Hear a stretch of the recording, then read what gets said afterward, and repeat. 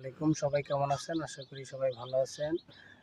আজকে আপনার সাথে কথা বলবো কমলা কিছু ভ্যারাইটি নিয়ে। আমার ছাদ বাগানে যে কমলাটা গাছটি দেখতে পাচ্ছেন, এটি হচ্ছে ইম্পেরিয়াল কমলা। ইম্পেরিয়ালের কমলা বাংলাদেশে বেয়ারিং খুবই ভালো। ইম্পেরিয়াল কমলার ফলনও ভালো হয়। এটা আশা করি ডিসেম্বরের দিকে ফুল আসবে। নতুন সংযোজন আমার ছাদে। ইম্পেরিয়াল কমলা কিন্তু খেতেও মিষ্টি হয়। আমি যেখান থেকে কালেকশন করছি, টেস্ট করে নিয়েছি ওখান থেকে। এটি হচ্ছে কাশ্মীরি কেনু কমলা। কাশ্মীরি কেনুর আপনার নেটে অনেক রিভিউ পাইছেন। এটি অনেক সুমিষ্ট, ফলন অনেক ভালো হয় কাশ্মীরি কেনু কমলা।